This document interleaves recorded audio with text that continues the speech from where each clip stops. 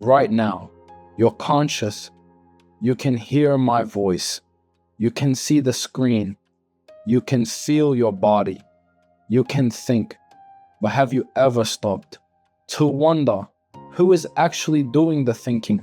Because while you're listening to me, your heart continues beating. Your lungs continue breathing. Your eyes constantly move. Even when you don't notice, your brain is filtering millions of pieces of information every single second. Yet, you're only aware of a tiny fraction of it. So what happens to everything else? For centuries, philosophers, psychologists, and neuroscientists have searched for the answer. Many describe the mind as having three different layers: the conscious, the subconscious, and the unconscious. Three parts working together every second to create the person you call you.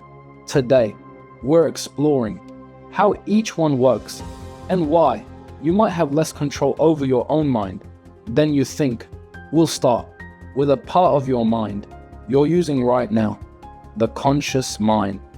This is your awareness. It's the voice inside your head, the thoughts you can hear, the decisions you make, the things you intentionally focus on. When you decide to stand up, solve a maths problem, or read a sentence, you're using your conscious mind. It feels like this is who you are, but surprisingly, it's incredibly limited.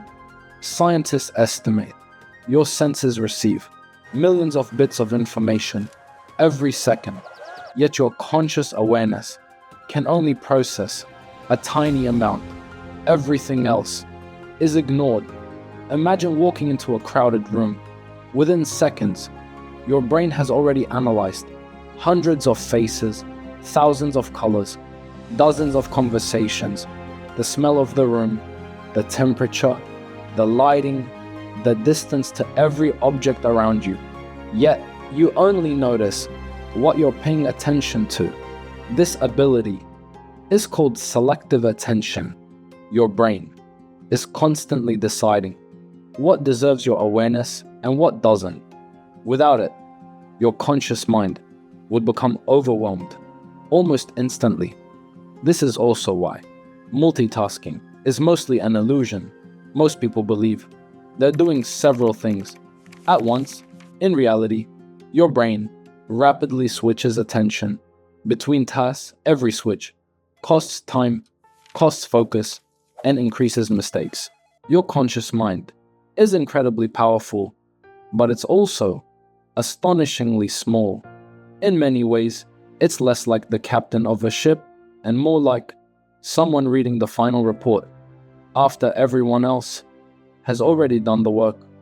Beneath your awareness lies something much larger, the subconscious. Unlike the conscious mind, the subconscious never sleeps.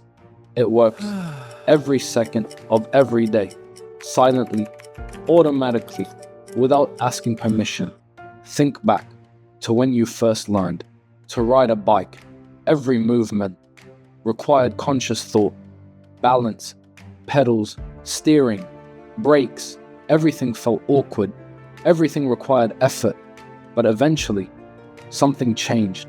You stopped thinking and simply did it. The same thing happens when learning to drive, typing on a keyboard, playing an instrument, even walking. These behaviors have been handed over to the subconscious. Your brain recognizes that repeating the same task over and over again is inefficient. So instead, it builds automatic pathways, allowing you to perform complex actions without consciously thinking about every step. This process is called automaticity, and it saves an enormous amount of mental energy. Imagine if every single step required conscious thought. Life could be exhausting, but the subconscious does far more than control habits. It stores memories, recognizes patterns, learns from experience, builds emotional associations. It notices stars long before your conscious mind does. Have you ever met someone and instantly felt something wasn't right, even though you couldn't explain why? That feeling often comes from your subconscious. Your brain may have noticed tiny facial expressions, body language, tone of voice, past experiences that resemble this person, all without you being consciously aware of any of it. Your subconscious processes patterns at incredible speed. Sometimes what we call intuition is simply your subconscious recognizing something before your conscious mind has caught up. But the subconscious also has a downside. It doesn't care whether a habit is good or bad. It simply repeats whatever has been reinforced. Every habit begins as a conscious decision. Repeat it enough times, and eventually, the subconscious takes over. That's why breaking habits is so difficult. You're no longer fighting a conscious choice. You're fighting automatic brain circuits built over months or even years. The same is true for fears, anxiety, confidence, even the words you say to yourself. If you repeatedly tell yourself, "I'm terrible at this, I'm not smart enough, I'll never succeed," your subconscious begins treating those thoughts as reality. Over time, they become automatic beliefs. The opposite is also true. Skills improve through repetition. Confidence grows through repeated success. Your subconscious is constantly learning, whether you realize it or not. In many ways, your life is the result of habits your subconscious has built over time. But even deeper is another layer, the unconscious. Unlike the subconscious, these are processes you can never directly access. You don't consciously tell your heart to beat. You don't consciously release hormones. You don't consciously digest food. You don't consciously regulate your body temperature.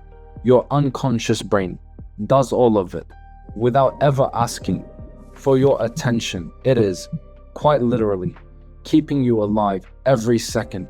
Millions of unconscious processes are happening simultaneously. Immune cells searching for infections, hormones being released, blood pressure being adjusted, balance being maintained, breathing changing automatically as carbon dioxide levels rise.